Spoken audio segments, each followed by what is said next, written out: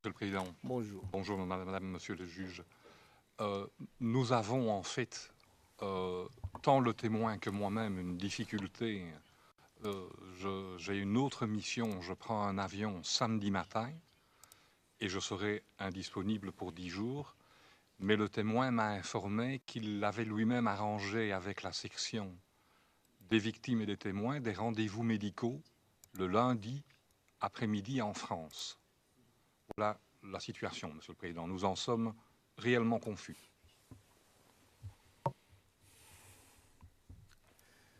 Well, believe me, Le Président, j'en étais informé hier soir. Ça n'est pas quelque chose qui était occulté.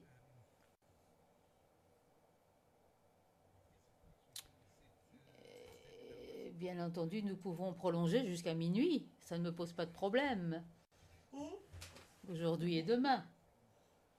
Mais j'aimerais entendre également l'équipe de la défense pour savoir ce qu'elle en pense et ce qu'elle a à proposer éventuellement. Merci, Monsieur le Président. Monsieur le Président, Madame, Monsieur, il m'est difficile maintenant de vous dire exactement combien de temps mon interrogatoire va durer. Je laisserai bien sûr l'équipe de Charles Bégoudet vous dire ce qu'elle pense de son propre interrogatoire. Mais en ce qui me concerne, j'en saurai plus en fin de journée, mais il me paraît extrêmement difficile de tout terminer en 2 jours, puisque l'interrogatoire principal mené par l'accusation aura duré un peu plus de 3 jours. Je crois que je n'arriverai pas à revenir sur tout. Je suis même pratiquement sûr de ne pas pouvoir revenir sur tout en moins de 2 jours, en 1 jour et quelques, en 1 jour 3/4. Donc, je crois qu'il est sage de prévoir, enfin de vous dire que pour l'instant, je prévois que mon interrogatoire durera au moins jusqu'à lundi, et probablement une bonne partie du lundi. J'en saurai plus et serai capable de vous donner une approximation en fin de journée. Mais ça restera une approximation.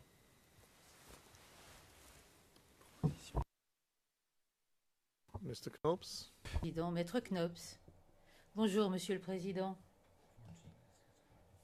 Pour notre équipe, il est très difficile d'évaluer le temps qu'il nous faudra pour interroger le témoin. Cela dépend bien entendu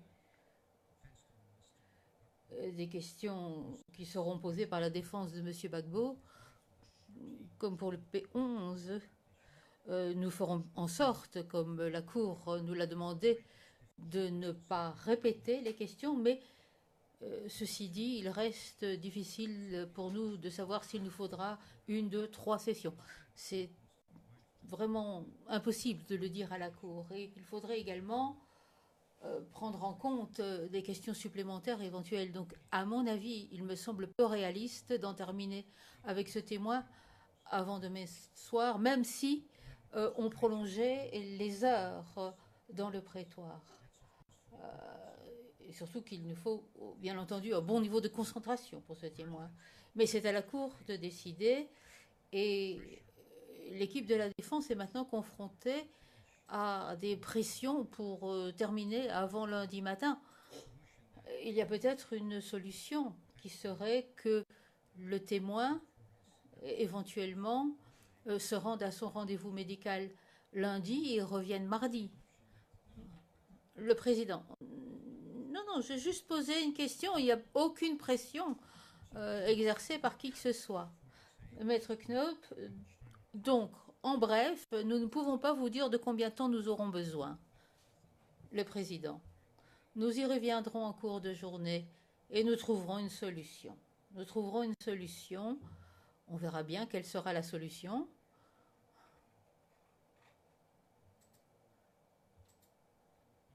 Mais de notre côté, il est certain qu'aucune pression n'est exercée sur qui que ce soit, sauf sur le procureur,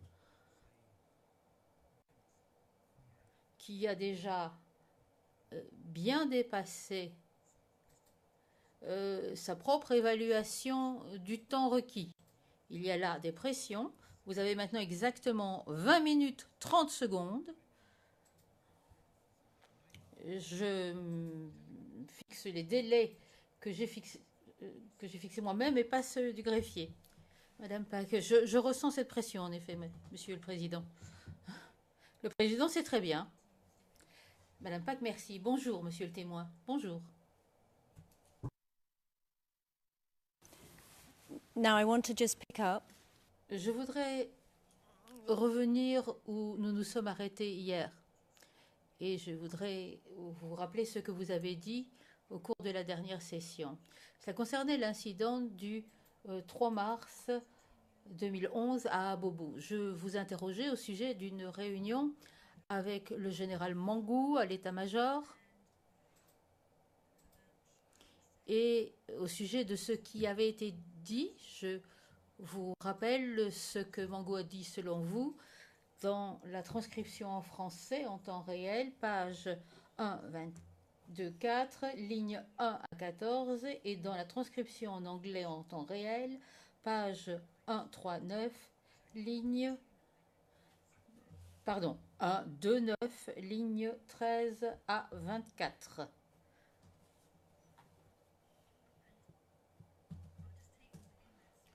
Je vais citer cette section. Vous avez dit ceci à la ligne 8. Information précise. Mais qu'il faisait des pieds et des mains pour qu'il y ait des investigations. And you go on. Et puis vous continuez. Ask you, please. Je voudrais, pour que les choses soient bien claires, vous poser la question suivante. Est-ce que le SEMA a donné l'ordre d'ouvrir une enquête sur les incidents du 3 mars 2011?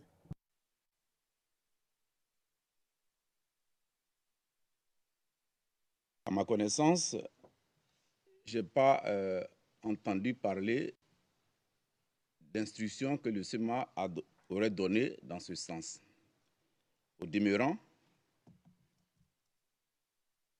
ces genres de mesures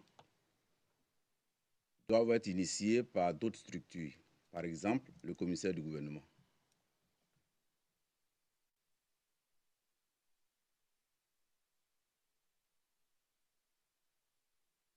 Fixing your mind again. Revenons à cette réunion à l'état-major.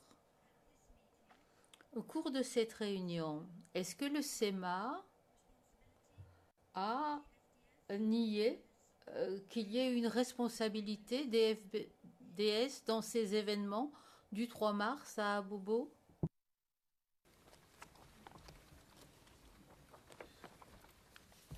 Je n'ai pas le souvenir qu'il ait nié, mais je pense qu'il n'avait pas suffisamment d'éléments sur les événements.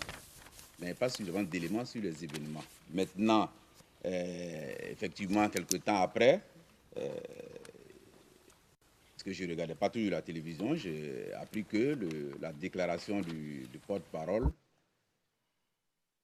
était que les éléments militaires ne seraient pas impliqués dans cet incident. Mais globalement, aucun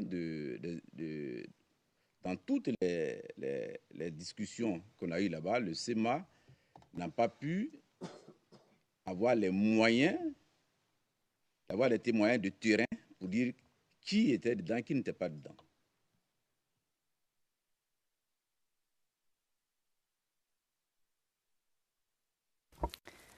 Okay, I'm going to just refer. Bon, je reviens sur votre entretien avec le bureau du procureur 00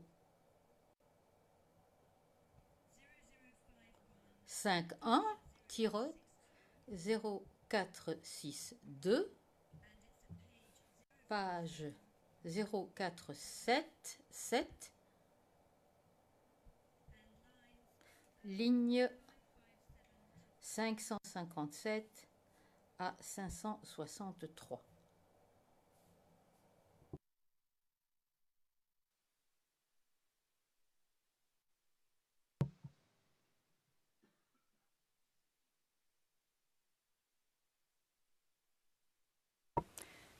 Right, I'm going to read Je vais donner lecture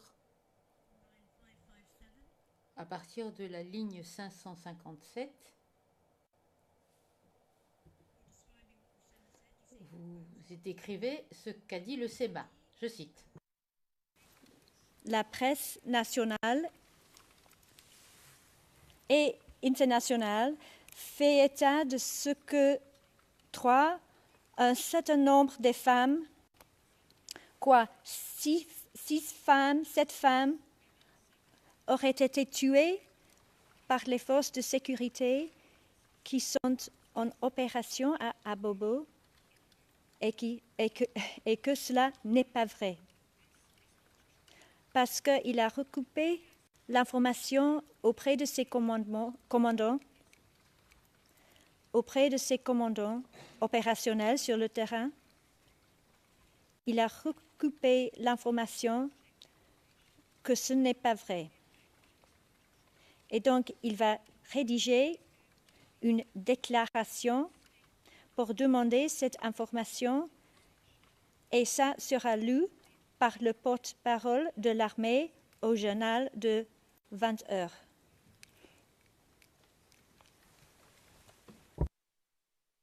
Now, is that statement? Est-ce que cette déclaration reprend bien ce que vous avez dit lors de votre entretien? Il y a juste une coquille. Il va rédiger une déclaration, pas pour demander, mais pour démentir cette information.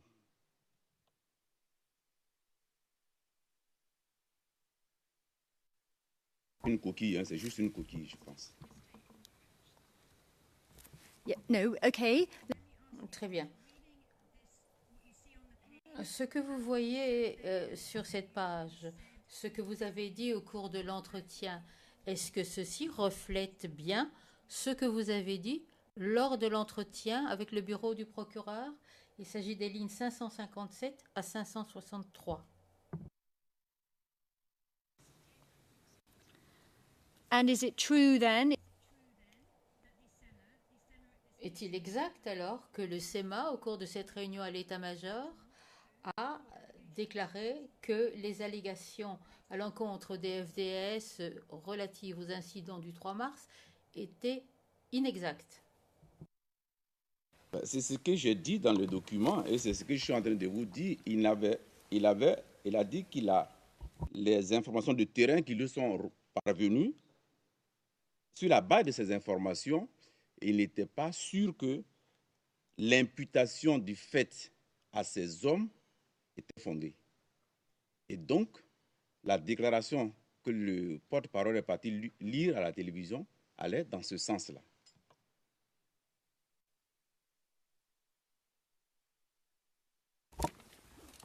Now, moving on from this. Continuons.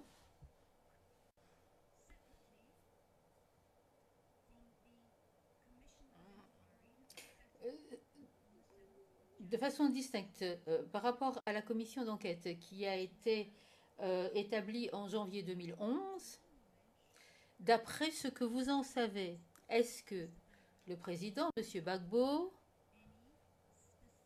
a donné des instructions pour qu'une enquête spécifique soit menée sur les victimes civiles de la crise post-électorale? Je sais qu'une commission d'enquête a été mise en place, mais je ne connais pas les résultats de la commission, de l'enquête. Okay, other than that, En dehors de cela, laissons ceci de côté.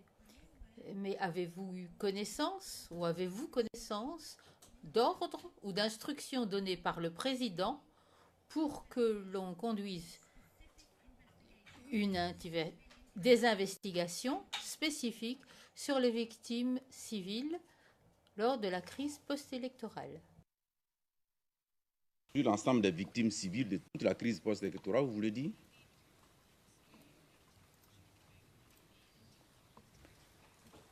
any investigation N'importe quelle enquête sur n'importe quelle Victimes civiles. Laissez de côté la commission d'enquête. Il s'agirait d'investigations spécifiques sur des victimes civiles lors de la crise, d'après ce que vous en savez. De ça.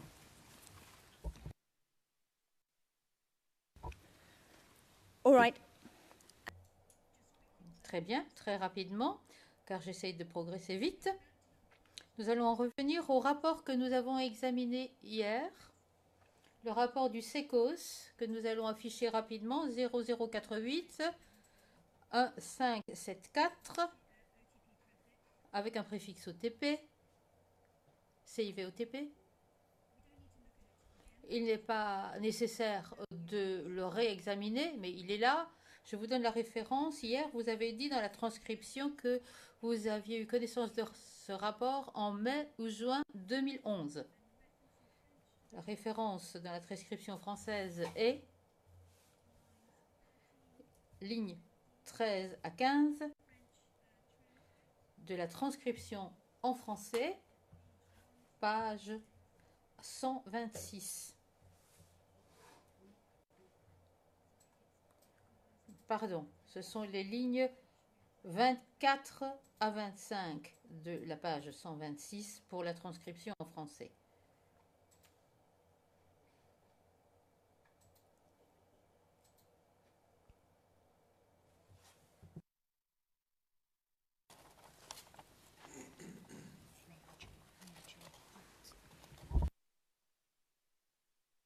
Get the right reference. If my friends can just take it from me, I'm not. Je vais obtenir la bonne référence. Ce sont les lignes 14 à 15 de la page 126. Je remercie ma collègue. Je vous repose la question pour que les choses soient bien claires. Qui a rédigé ce rapport? Le rapport, il a été rédigé par un lieutenant, le lieutenant Sépan.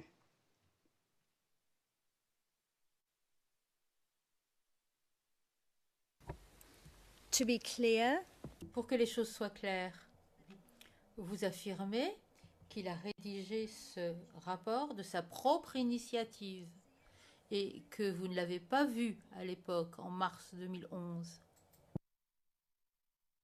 Encore, Madame le procureur, que ces documents, je les ai reçus après la crise, entre le mois de mai et le mois de juin. Dans quelles circonstances j'ai reçu ces documents? Je vous l'ai expliqué hier. J'étais souvent convoqué chez les juges en enquête préliminaire pour m'entendre sur les faits consécutifs à la crise post-électorale. Et j'avais besoin d'éléments. Comme je n'avais pas suffisamment d'éléments, j'ai demandé au service de renseignement, mais enfin, fournissez-moi quelques éléments parce que j'ai besoin d'éléments dans tel ou tel domaine, sur tel ou tel fait. Et on m'a donné ces documents. Mais ça, c'est au mois de mai-juin 2011, après la crise. Quand j'ai lu le document et quand je me suis rappelé des comptes rendus verbaux que l'officier de communication du SECOS m'avait fait à l'époque des faits, je me suis rendu compte qu'il y a un petit décalage entre ces documents-là et les faits dont on m'avait parlé. Parce qu'à l'époque, aucun gendarme ne pouvait sortir du camp commando pour être sur le terrain et puis apporter un témoignage de terrain. Et donc, je n'ai pas prêté beaucoup de crédit à ces documents. Je l'ai dit aussi pendant l'enquête que j'ai reçu ces documents après la crise post-électorale.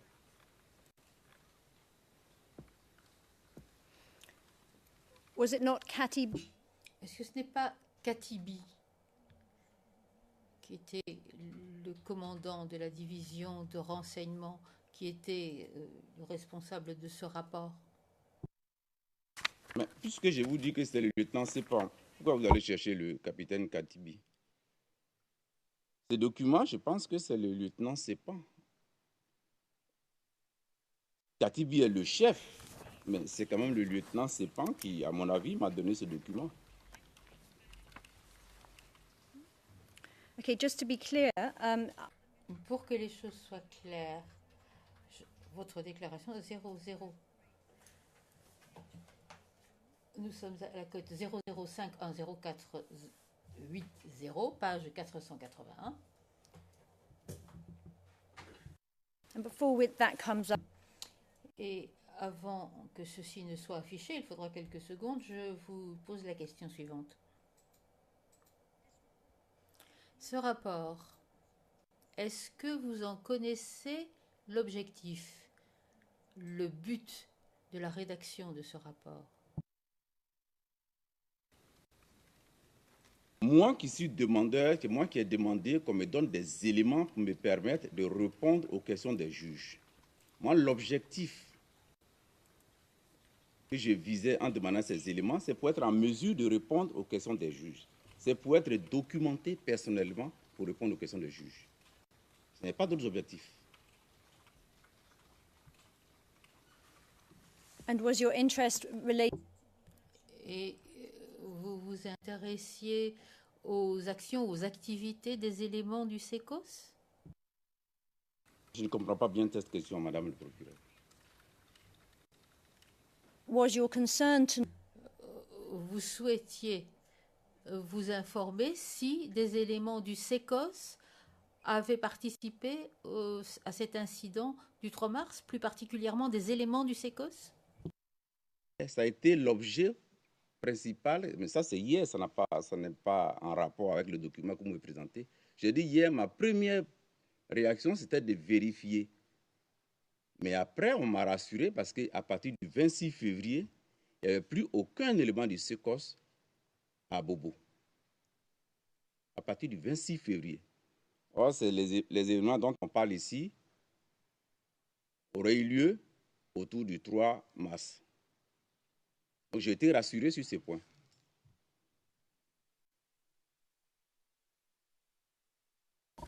and let me just clarify Et je voudrais préciser maintenant quelque chose avec vous. À la ligne 18 de la transcription, 18 à 24, vous affirmez chef de service. Donc, c'est lui qui m'a donné ça. Donc, j'imagine que intervieweur 1, c'était qui? Personne entendu. C'est un de ses services.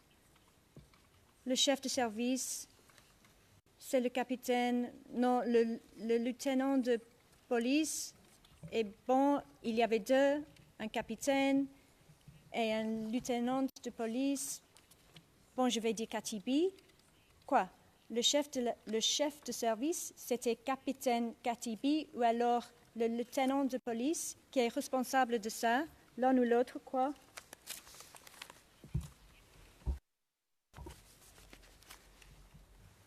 So is he responsible, Katibi? donc Katibi, il est responsable de ce rapport? Affirmé. La partie que vous citez finit ainsi. L'un ou l'autre, quoi. C'est-à-dire que je n'étais pas sûr de celui qui m'a donné le document. Ça peut être le rédacteur qui a signé, c'est-à-dire le lieutenant Sepan. Ça peut être le chef du service du lieutenant Sepan, qui est le capitaine Katibi. Donc, comme je n'avais pas d'informations, je n'avais pas la mémoire assez fixe, fidèle pour le dire, j'ai dit c'est l'un ou l'autre. Donc, je n'étais pas fixé moi-même.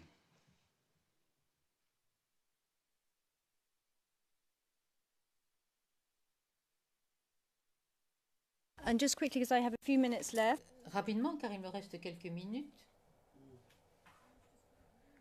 Je voudrais appeler un document 0018-0105.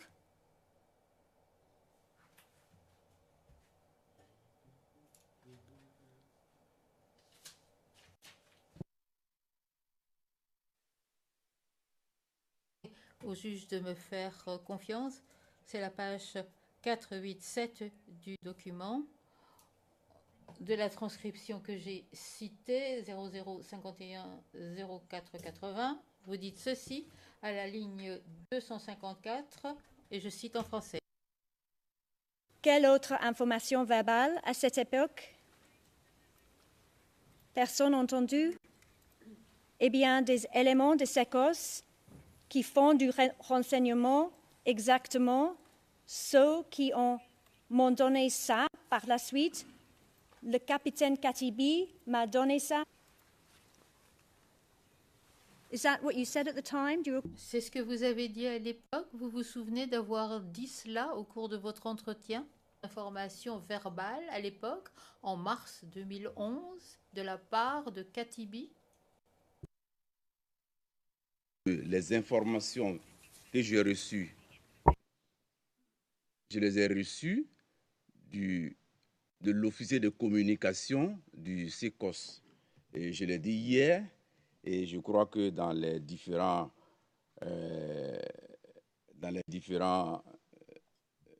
déclarations que j'ai eu à faire, je l'ai aussi mentionné. Ce que vous dites là, je ne crois pas que ça concerne ce que j'ai dit, ça soit en contradiction avec ce que j'ai dit. Les premières informations que j'ai reçues pour vérifier, quand j'ai eu l'information au niveau des radios étrangères, je me suis d'abord adressé au lieutenant de communication, chargé de communication. Bon, après, on en a discuté. Après, je peux avoir demandé aussi aux officiers de renseignement, je peux leur avoir demandé, j'ai pu peut-être leur demander aussi, mais les premières informations que j'ai eues, c'est avec l'officier de communication du SECOS. Je vous arrête alors. Et je vais vous demander de regarder ce document. Regardez s'il vous plaît le titre. Il est du 11 mars. C'est bien le 018-0105 adressé à l'état-major particulier. Excellence, Monsieur le Président. J'ai l'honneur de soumettre à votre bienveillante attention le rapport hebdomadaire des activités du SECOS. And it's entitled... Intitulé « Reconnaissez-vous ce rapport ?» Et devant moi, je ne l'ai jamais vu. Yeah. Très bien. C'est un rapport. Okay, and just at the second page. Bien, deuxième page. Si nous pouvions afficher la deuxième page, ainsi vous verrez le document en entier.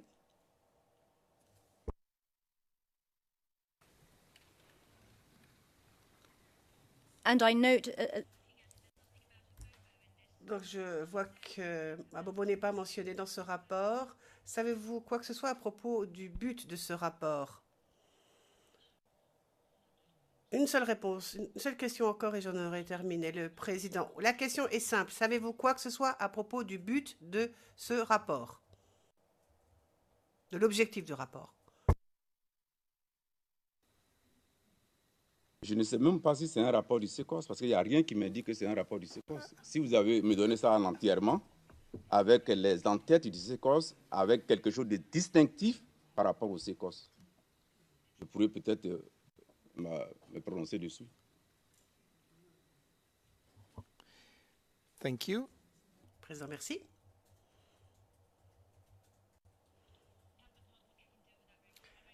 J'ai une copie de courtoisie, je ne vais pas poser de questions. Il a demandé à avoir le rapport, je peux lui donner. Le président, mais de quoi parlons-nous, le rapport?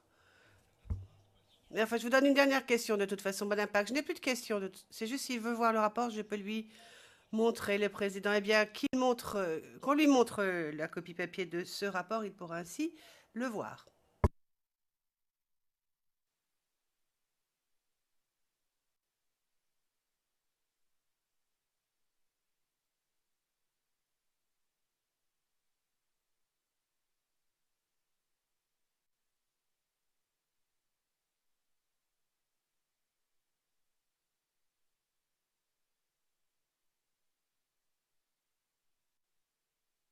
Thank you. Madame Pack, merci. Je veux juste vous donner le temps de regarder ce document en copie papier. Et ensuite, Monsieur le Président pourra répéter sa question et nous en aurons terminé. J'ai regardé Madame le procureur. Yes. Le Président, très bien. Donc je pose la question, c'est toujours la même. Reconnaissez-vous ce document? Pouvez-vous en faire quoi que ce soit? Président, le document qui est devant moi est un document élaboré par l'état-major particulier du président de la République et qui est adressé à son Excellence, Monsieur le Président.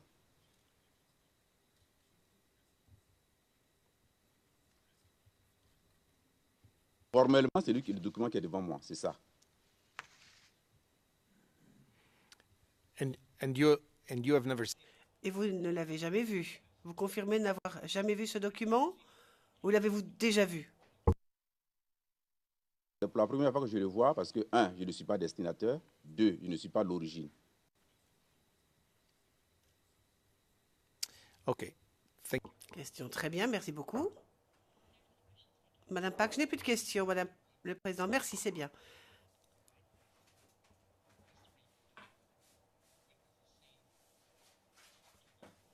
Alors, je voudrais que l'on récupère le document que le témoin a vu, la copie papier, et je voudrais que la copie papier soit versée au dossier avec une cote, s'il vous plaît.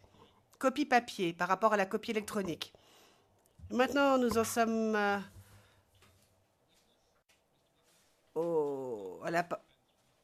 un nouvel interrogatoire. Ça va être la défense de Monsieur Gbagbo qui va vous poser des questions, Monsieur le témoin. Et je vais donc donner la parole à Maître Altit pour ce faire. Vous avez la parole, Maître Altit.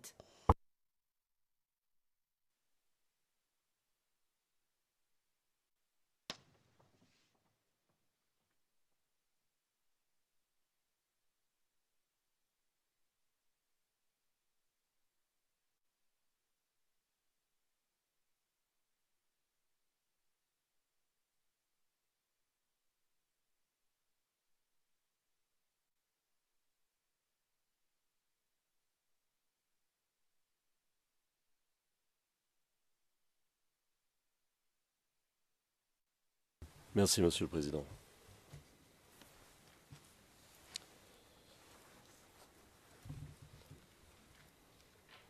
Bonjour, Monsieur le Président, bonjour, Madame, Monsieur, et bonjour à vous, Monsieur le témoin. Mon nom est Emmanuel Altit, et je suis l'avocat principal de Laurent Gbagbo.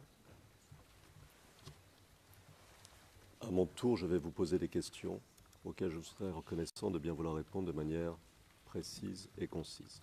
D'accord? Oui, maître. Alors on y va.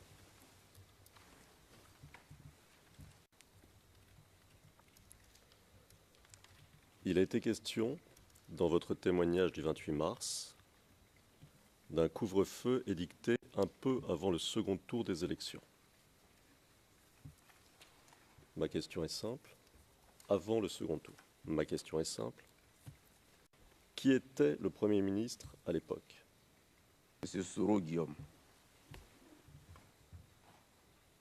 Qui était le ministre de la Défense? J'ai vu sa photo hier, mais je commence à oublier un peu. J'ai vu la photo hier, là, quand il est venu me rendre visite au Sécos, mais j'ai oublié un peu. Je vois très bien le visage, mais c'est le nom qui ne me vient pas. Il était hier, il est venu me rendre visite au Sécos. On a vu ça sur la vidéo, là. Mais j'ai oublié un peu.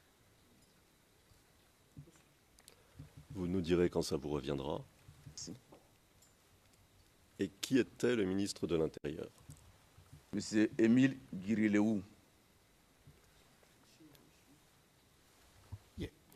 Please do not overlap. Ne parlez pas tous en même temps. Vous parlez tous la même langue, le français.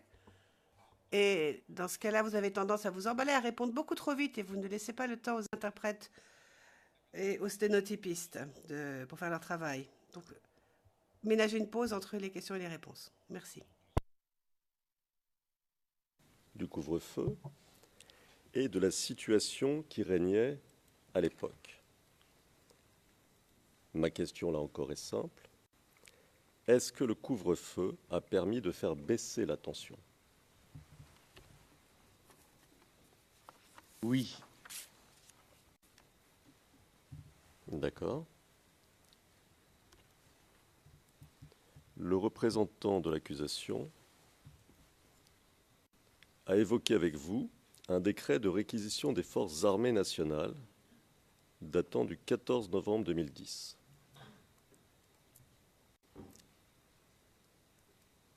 Je vous repose la question. Qui était le Premier ministre à l'époque? Monsieur Soro Guillaume. Le ministre de la Défense, vous nous le direz quand vous vous en souviendrez.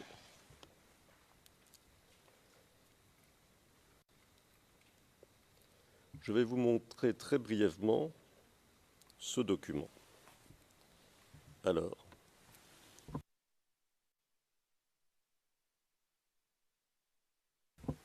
Alors c'est CIV OTP 0018 0047 et page 0049.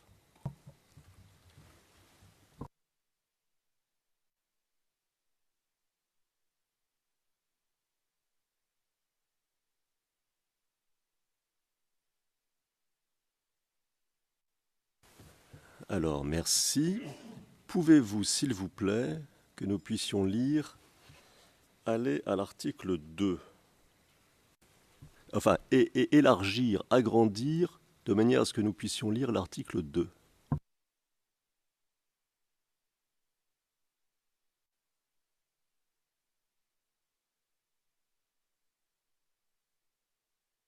Merci. Vous voyez, monsieur, en haut à gauche, l'article 2.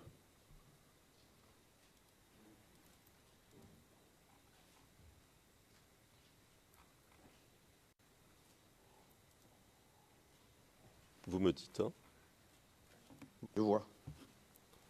Très bien. Alors je le lis, il est très court, je cite, « Ce déploiement s'effectue sous le contrôle du Centre de commandement intégré, CCI. » Fin de citation.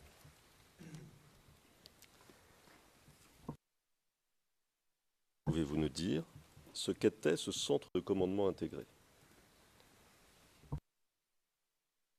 Le centre de commandement intégré a été mis en place à l'issue des accords de Ouagadougou.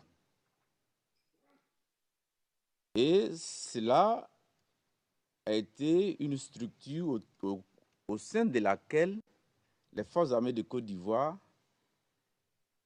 et les forces armées des forces nouvelles ont appris à travailler ensemble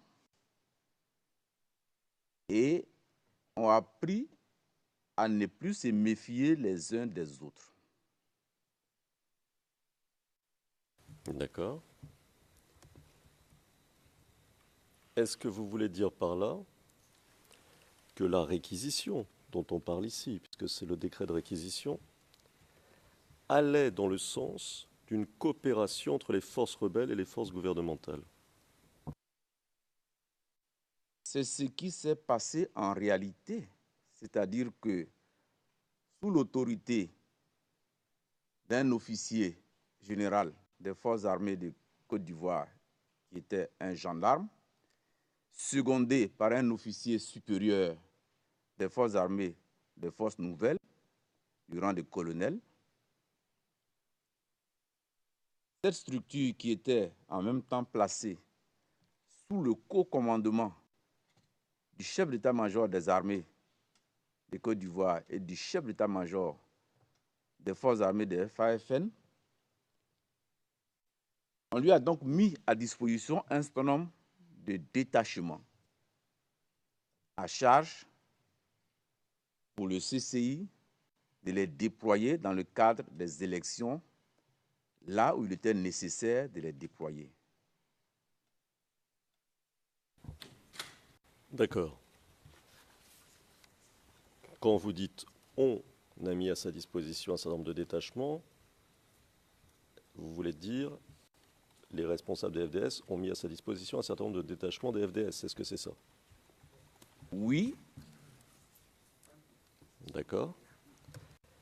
Et par qui était commandé ce centre de commandement intégré? Il était commandé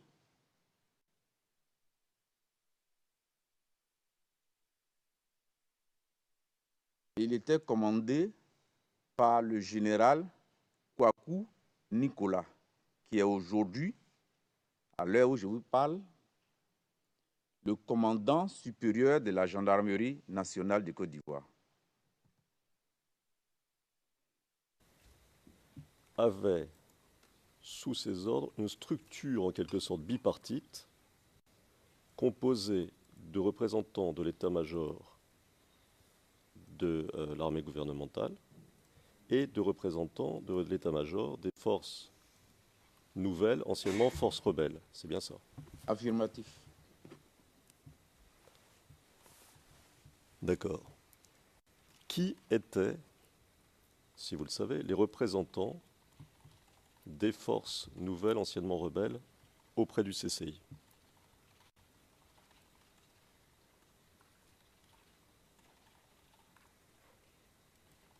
Il y avait un certain nombre d'officiers. Mais comme je n'étais pas près du CCI, celui le plus haut gradé que je connais, c'est le colonel Karim Ouattara.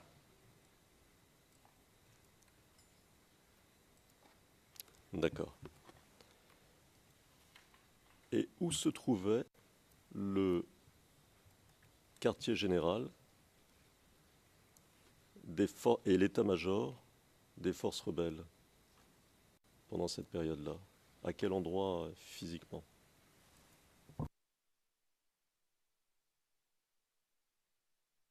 À Bouaké.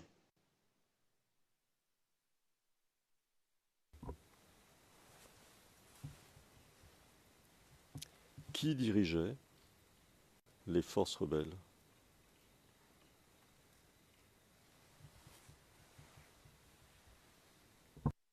Le chef d'état-major des forces armées des forces nouvelles était le général Soumaïla Bakayoko, secondé par le commandant, à l'époque, était commandant, qu'on appelait, était connu sous ce nom-là, Ouattao.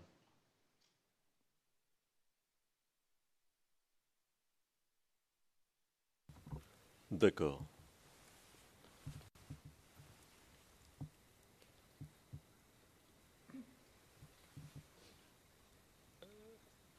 Si vous le savez, pouvez-vous nous dire quelle était la structure? Vous venez de nous parler de l'état-major. Quelle était la structure de l'armée rebelle ou ex-rebelle? Militairement parlant, j'entends.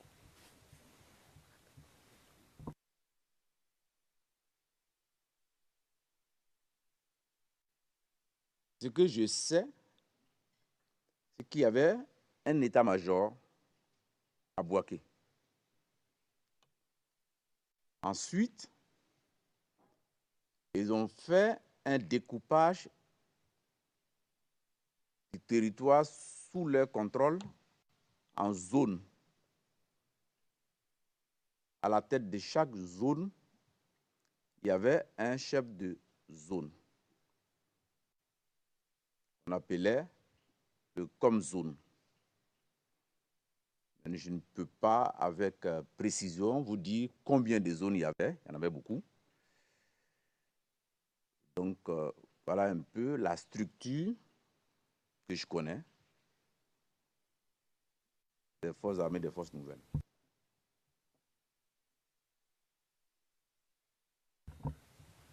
Est-ce que chacun des comme-zones dont vous venez de parler avait des troupes sous son commandement?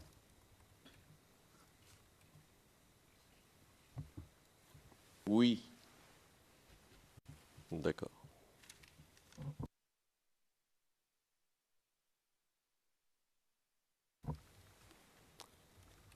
Ces comme-zones,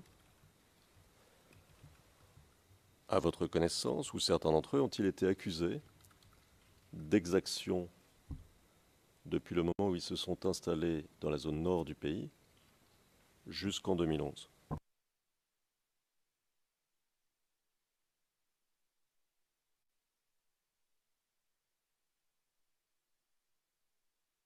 Il y avait des informations qui circulaient. Moi, je n'étais pas en mesure de vérifier, mais il y a des informations qui circulaient qu'il y a eu des affrontements à Bouaké entre certains militaires de FAFN et il y aurait eu beaucoup de morts, dont certains hauts responsables de FAFN.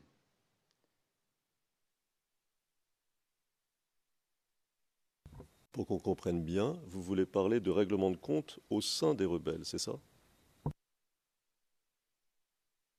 J'emploierai pas ces termes, mais il y a eu un affrontement. D'accord. Et la raison de l'affrontement, vous la connaissez? Non.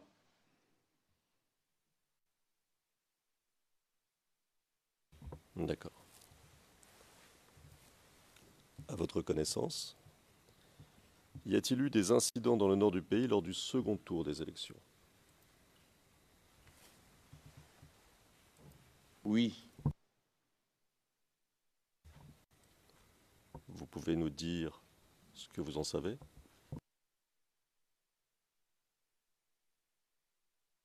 Il nous est revenu qu'il y a eu beaucoup d'incidents à Korogo, où quelquefois certains ont été empêchés de voter.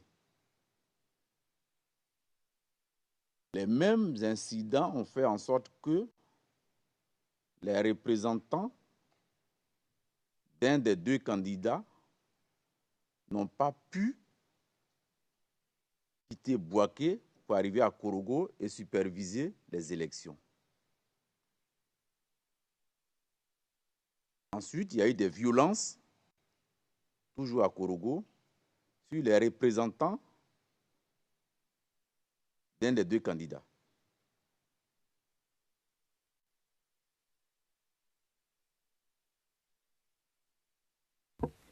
D'accord. Des violences sur les représentants d'un des deux candidats, lequel? Le candidat Gbagbo. Et les inquiétudes du SEMA ont commencé à partir de là parce que dans le cadre du CCI, il avait déployé plusieurs détachements des forces armées de Côte d'Ivoire au nord. Et lorsque les violences ont commencé, il avait peur que ces hommes ne soient retenus dans la partie nord. C'était sa préoccupation pendant plusieurs jours. D'accord. Vous disiez à l'instant que les représentants d'un des deux candidats n'avaient pas pu aller même à Korogo. Les représentants de quel candidat n'ont pas pu aller à Korogo? Il nous est revenu que certains représentants du président Gbagbo qui, en partance pour Korogo, ont été retenus à Bouaké. Et donc, n'ont pas pu rallier Korogo le jour des votes. D'accord. Vous disiez aussi qu'à Korogo, un certain nombre de votants, ou d'électeurs plutôt, avaient été empêchés de voter. Alors, ils ont été empêchés de voter par qui? Par ceux qui étaient chargés d'assurer la sécurité des lieux de vote et aussi par certains jeunes gens qui étaient incontrôlés. D'accord. Pour qu'on comprenne bien, nous, ils ont été empêchés de voter. Faisons simple, je sais que la situation n'est pas toujours simple, et qu'on essaie, nous, de comprendre les choses. Ils ont été empêchés de voter par des pro-Gbagbo ou ils ont été empêchés de voter par des pro-Ouattara? Puisque eux, ils étaient des pro-Gbagbo. Continuez la suite, vous me mettez. Eux, ils étaient des pro-Gbagbo. Ils ne pouvaient pas s'empêcher eux-mêmes de voter. Je vais vous reposer la question parce que, vous savez, après, nous aurons tout ce que vous avez dit porté par écrit. Et pour que les choses soient claires, je comprends ce que vous dites, mais pour que ce soit clair par écrit, est-ce que vous nous dites que des pro-Gbagbo ont été empêchés de voter par des pro-Ouattara? Est-ce que c'est ça? Oui. Et ce n'est pas seulement à Korogo. Il y a certaines localités où il y a eu aussi quelques échauffourées, où certains Pro-Gbagbo se sont opposés à ce que certains Pro-Ouattara votent aussi, selon les localités. Mais ce qui était vraiment emblématique, c'était le cas de Korogo, Bouaké. D'accord. Alors, vous nous avez dit, interrogé par la représentante de l'accusation, que dès le 4 décembre 2010, ça allait mal, et notamment à Abobo. Alors ma question, vous nous avez donné des exemples d'ailleurs, mais ma question, à cette date-là, au 4 décembre, c'est-à-dire à peine quelques jours après le second tour des élections présidentielles, à cette date-là, y avait-il déjà beaucoup d'attaques contre les FDS?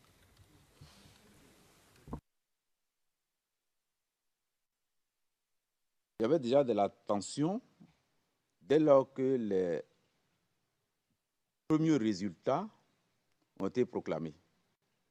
D'abord au Golfe, ensuite à la présidence de la République, au plateau. Donc les crispations ont commencé en ce moment-là, notamment à Bobo. Et les attaques contre les forces de l'ordre ont commencé.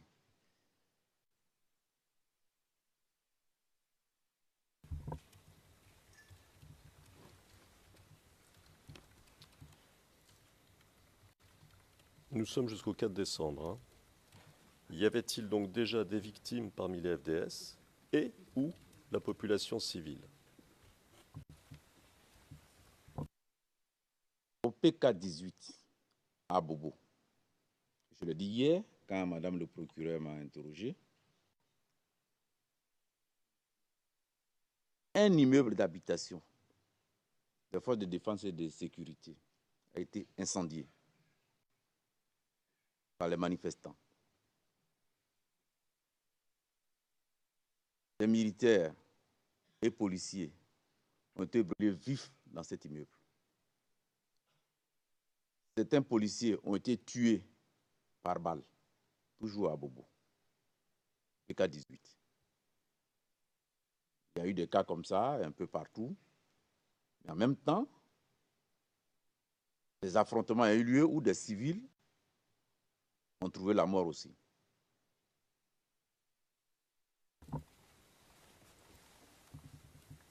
D'accord. Alors, qui lançait ces attaques contre les forces de sécurité?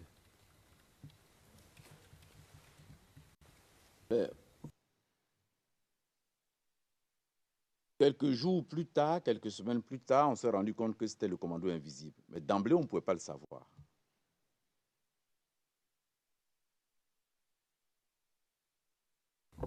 D'accord. Et ensuite, du 4 décembre au 16 décembre, c'est-à-dire à la marche, reprenons la marche du 16 décembre comme repère temporel. Ensuite, du 4 décembre au 16 décembre, la situation était semblable avec d'autres attaques. Est-ce que c'est ça que vous nous dites? Oui, ça a continué. Peut-être pas avec la même intensité, mais ça a continué. Il n'y a plus eu de répit. D'accord.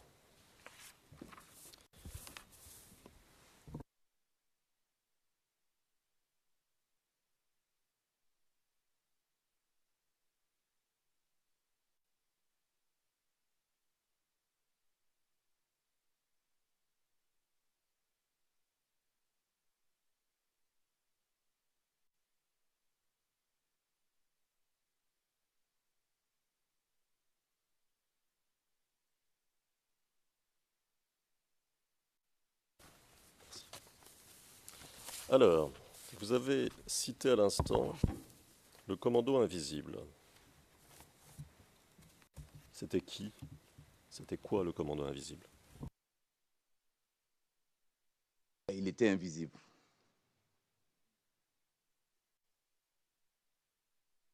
au moins le leader qui revendiquait la direction de ce commando, c'était IB.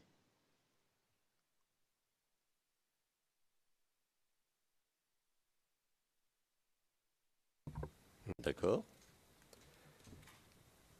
Pour commettre ces attaques, vous nous avez parlé d'exemples d'attaques à l'instant, le commando invisible disposait-il d'armements lourds?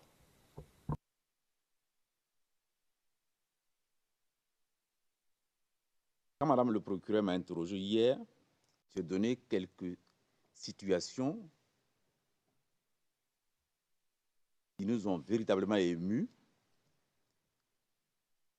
C'est l'utilisation des armes anti-chars de type RPG-7 en pleine localité contre des agents des forces de l'ordre qui brûlent dans leurs véhicules en pleine ville, au rond-point d'Abobo. Le RPG-7 n'est certes pas une arme lourde. Dans la classification des armes, nous, les militaires, on ne met pas ça dans les armes lourdes. Mais ça a un effet dévastateur énorme. Justement parce que c'est une arme anti-char.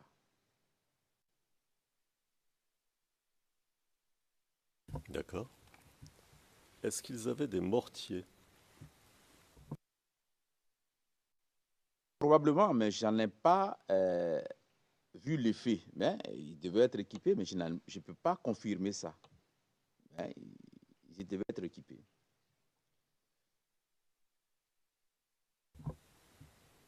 Alors, je vais vous citer un extrait de votre déclaration antérieure, la déclaration que vous avez faite aux enquêteurs du bureau du procureur. Au numéro 0016-0130, page 0144. Page 0144.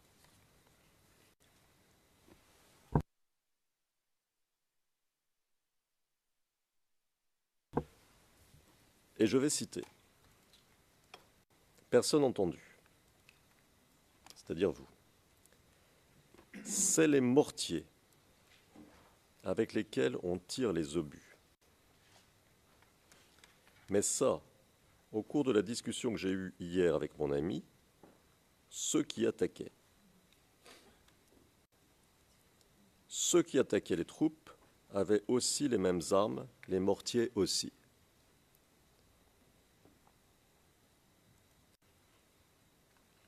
Le commando, alors là il y a c'est-à-dire peut-être, le commando invisible disposait aussi de mortiers. Il n'y avait pas que seulement que l'armée qui avait les mortiers. Le commando invisible aussi avait des mortiers. Le commando invisible disposait aussi de mortiers. Il est bon de le savoir. Je me rappelle très bien comme ils avaient.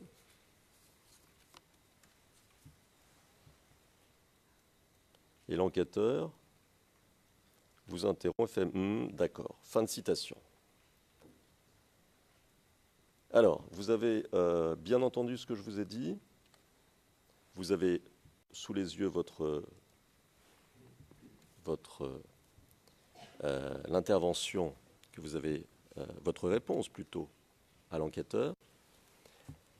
Alors, on voit, monsieur, que l'enquêteur vous interrompt, l'enquêteur du bureau du procureur, vous interrompt lorsque vous commencez à donner une explication sur l'utilisation de mortiers par le commando invisible. Est-ce que vous pouvez finir votre pensée, puisque vous étiez en train, au milieu, manifestement, d'une démonstration ou d'une exposition, pouvez-vous finir la pensée que vous avez commencée face à l'enquêteur du bureau du procureur à propos de ces mortiers? Si j'avais eu quelque chose à dire, je l'aurais dit. Je n'aurais pas pu m'interrompre.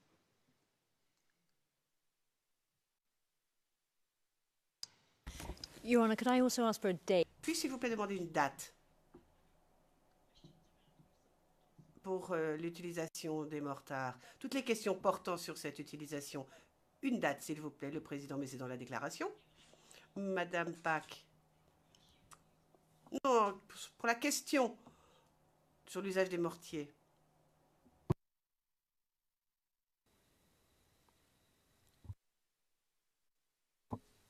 No, the question was, Le président. La question, mais ultérieurement, parce qu'il y avait d'autres questions auparavant, me semble-t-il. Le réexamen possible. Euh, c'est comme ça. Et quant à ma question, je cite la déclaration antérieure du témoin. Voilà, ça s'arrête là. Ça s'arrête là, mais monsieur, je voudrais que vous répondiez à ma propre question, qui est, que pouvez-vous nous dire de plus? Que pouvez-vous nous donner comme élément explicatif, comme précision, que nous comprenions ce qui se passait? Parce que c'est bien ça le problème, vous comprenez? Merci. J'avais voulu juste faire cette petite clarification en disant que l'enquêteur du bureau du procureur ne pouvait pas m'empêcher de dire ce que j'avais envie de dire. Si tant est que j'avais des explications à donner, je serais allé jusqu'au bout de mon explication. Maintenant, en ce qui concerne les armes du commandant invisible, moi j'ai discuté avec un ami qui lui était, il est militaire, donc il était près des opérations, parce que moi, je n'étais pas près des opérations. Il m'a confirmé qu'effectivement, le commandant invisible disposait de mortiers. Mais après la crise, la deuxième quinzaine d'avril, les armes qui souvent circulaient allaient d'un point à un autre au sein d'Abidjan. On voyait maintenant les mortiers qui circulaient. Peut-être qu'ils rentraient à la base, mais on voyait maintenant des armes lourdes de type canon, de type mortier qui circulaient maintenant. Qui n'étaient pas utilisés, mais qui circulaient pour aller d'un point à un autre, peut-être pour aller à l'entrepôt, pour aller être rangés. Et ça, au moins, on a vu dans la ville. Et là, j'ai vu devant l'école de gendarmerie, qui est une grande voie, le boulevard Mitterrand. Mais ce n'étaient pas les forces armées de Côte d'Ivoire qui avaient ces équipements. C'était les équipements soit de la rébellion, soit du commando invisible.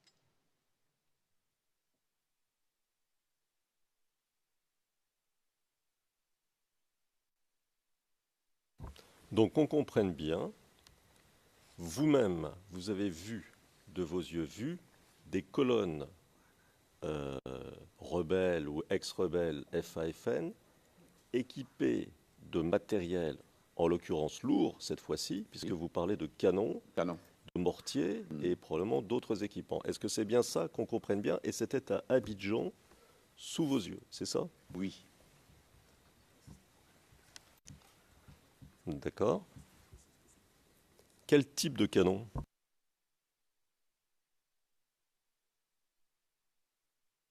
Il m'a semblé que c'était des canons de 75. Il m'a semblé que c'était des canons de 75. Je peux m'être trompé, mais en tout cas, le diamètre correspondait beaucoup plus aux canons de 75 parce que ce sont des canons qui sont tractés.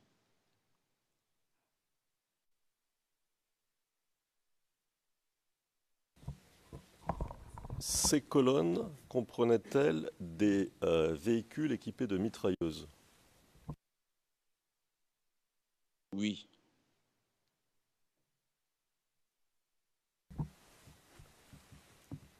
Quel type de mitrailleuse, si vous avez pu le voir?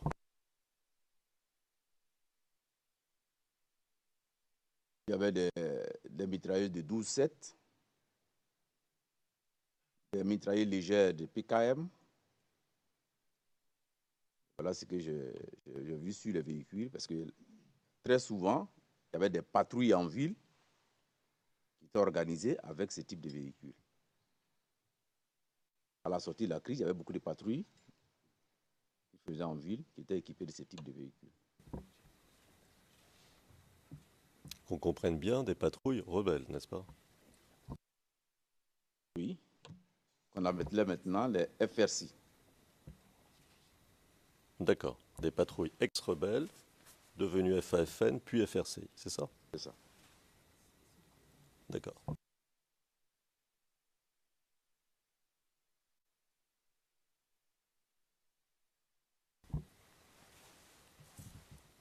Ce matériel appartenant aux forces, non plus cette fois-ci du commando invisible, mais aux forces, si je puis dire, quasi officielles ou officielles rebelles.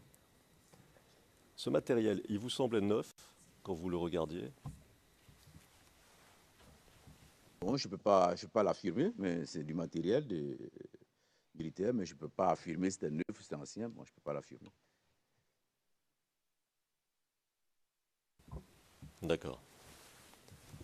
Mais vous nous avez dit, hier, me semble-t-il, qu'il y avait un embargo sur les armes à destination de la Côte d'Ivoire, et qu'en ce qui concerne les forces gouvernementales, elles étaient régulièrement visitées par des inspecteurs qui vérifiaient que l'embargo était respecté.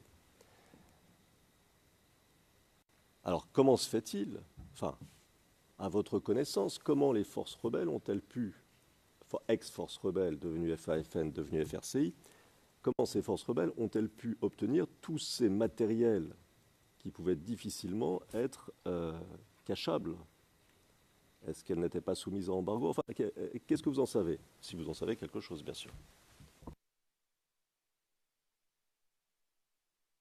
Je n'avais pas les moyens de dater l'acquisition de ces matériels. Peut-être que c'est des équipements qu'ils ont acquis antérieurement à la date de l'embargo, j'en sais rien. Mais toujours est-il que ce qui nous surprenait pendant la période de la crise, c'est qu'ils avaient apparemment, ils n'étaient pas à court de munitions, ils n'étaient pas à court d'armement, pendant que nous, l'armée officielle, on tirait la langue.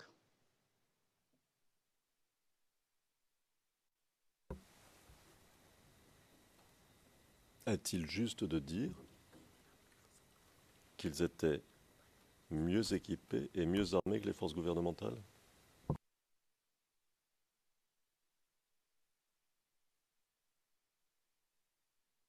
Je n'irai pas jusqu'à dire ça, mais je dis qu'ils avaient le matériel qu'il fallait.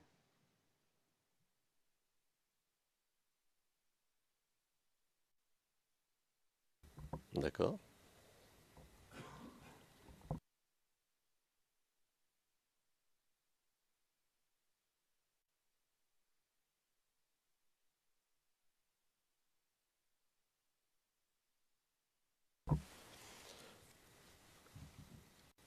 Alors, je vais vous demander, si vous le voulez bien, de nous aider à préciser les positions du commando invisible à Abidjan. Vous avez mis des mentions sur une carte lors de votre entretien préalable avec les enquêteurs du bureau du procureur. Et je pense que ça irait plus vite si nous pouvions afficher cette carte qui est CIV OTP 000-7-0034.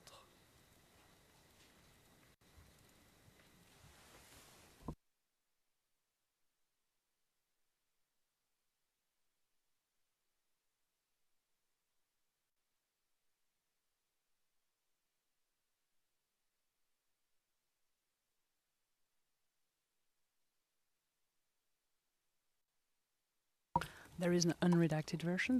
La greffière d'audience, il existe une version expurgée ainsi qu'une version non expurgée. Vous voulez laquelle, Maître Altit? What can be redacted in the map? Le président, qu'est-ce qu'on peut expurger sur une carte? The name of a street or Le président, le nom d'une rue? Du procureur. A priori, nous n'avons rien à expurger sur une carte, en effet. Je suis d'accord avec vous, Monsieur le Président. Mais cette carte provient du bureau du procureur. Donc peut-être y a-t-il un point particulier.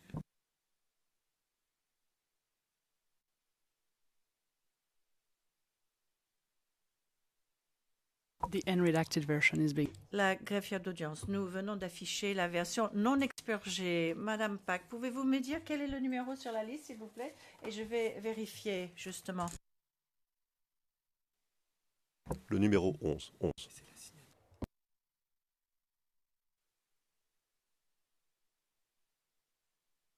Yes, it's only identifying the witness, so it's fine.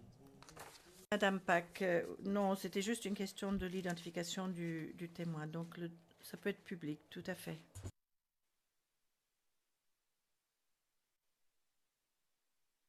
Alors, monsieur, vous voyez la carte? Vous l'avez sous les yeux?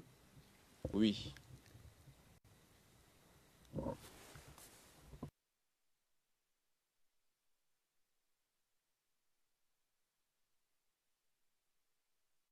Alors, est-ce que vous pouvez nous dire, il y a des cercles oranges, est-ce que vous pouvez nous dire de quoi il s'agit?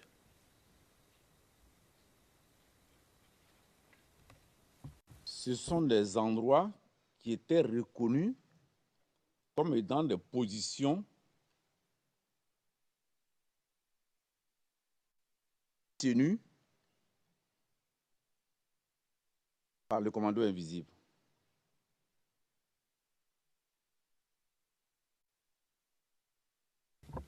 D'accord. Alors, à la lecture de cette carte, est-il juste de dire que le commando invisible occupait ou bloquait les axes principaux d'Abobo? Oui. Non seulement il tenait les axes principaux, mais comme il était fluide, donc il était partout à Abobo.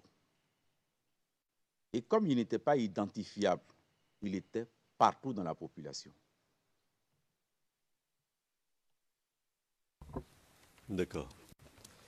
Est-ce que vous confirmez qu'ils occupaient également, que les membres du commando invisible occupaient également la zone autour de la mairie d'Abobo et du carrefour Banco? Oui. Alors, pour les besoins d'enregistrement, c'était un oui. Je pense qu'on l'a entendu. Est-ce que le commando invisible menait des incursions plus au sud ou dans d'autres zones?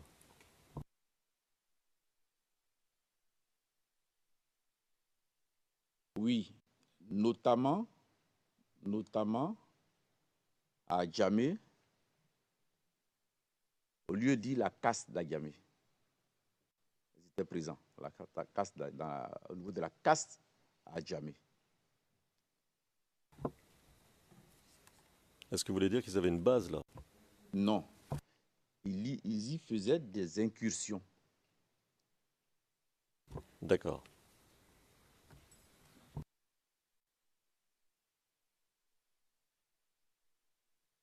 Alors, vous nous avez dit et répété aujourd'hui que, d'une part, à partir du 26 février, le SECOS n'allait plus à Abobo. Et d'autre part, répondant à la représentante de l'accusation concernant les événements du 3 mars. Et d'autre part, que les gendarmes qui étaient à Abobo ne sortaient plus. Vous avez précisé qu'ils étaient enfermés dans leur caserne et vous avez dit que cette caserne était le camp commando. Comme vous l'avez dit en 2 fois, je voudrais que vous nous le disiez très clairement.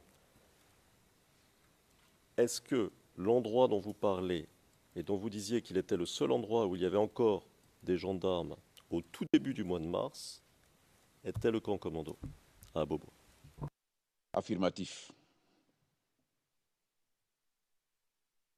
D'accord. Encore une fois, je vais vous poser une question qui peut-être vous semble évidente, mais qui pour nous est importante. Vouliez-vous dire, en nous expliquant tout cela, que les membres des FDS qui se trouvaient au camp commando étaient totalement encerclés?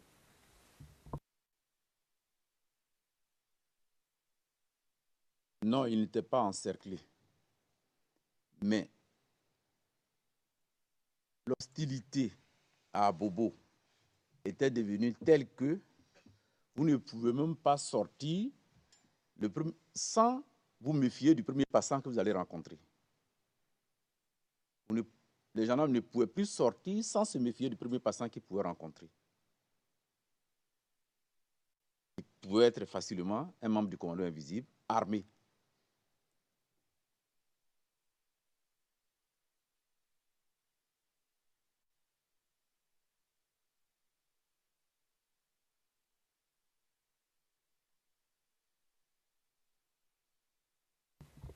D'accord. Ce commando invisible qui était partout, d'après ce que vous nous dites, s'attaquait-il aussi aux populations civiles? En tout cas, je vais vous citer une situation. Le village d'Anokwa,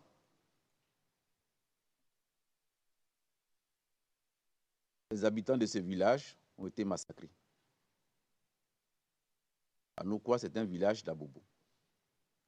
Les villageois qui sont réfugiés, qui à l'église, qui quelque part dans son village, ont été massacrés. Je ne connais même pas le nombre de victimes. Et les conséquences que nous, on avait par rapport à ça, c'est que le chef d'état-major appartenait à cette communauté. Il en a été marqué durant tout le reste de la crise.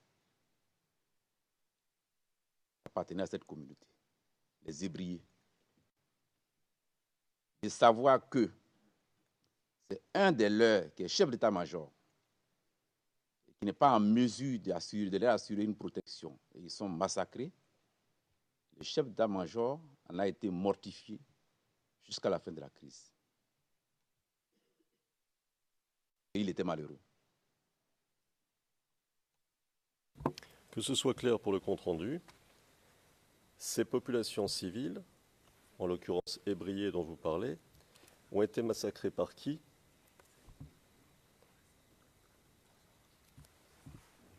Par le commando invisible. D'accord. Qui commandait les membres du commando invisible qui ont commis le massacre, si vous le savez? On n'avait pas d'éléments sur le détachement, mais le chef du commando invisible, c'était Ibé. D'accord. Alors, devant cette situation, les populations civiles, et ici je ne parle plus seulement des populations hébriées dont vous venez de parler, ont-elles fui à Bobo? Il y a eu un vaste exode vers le sud. Beaucoup de populations étaient dans les rues pour venir vers le sud, à Djamé, à l'ouest, le Pougon, au sud-est, Cocody, Angré. C'était un vaste mouvement de population pour venir se réfugier vers le sud. À peu près à quel moment? Je n'ai pas les dates, mais c'était au moment où des attaques de ces gens-là, ce que je viens de décrire là, ont commencé à traumatiser les populations. D'accord.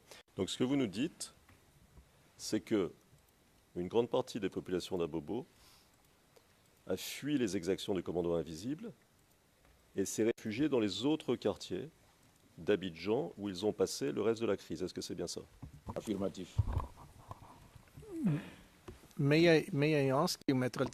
Le président, Maître Altid, pourquoi répétez-vous ce que dit le témoin? C'est totalement clair ce qu'il a dit. Vous résumez la réponse du témoin alors que c'était déjà parfaitement clair sur la transcription. C'est une...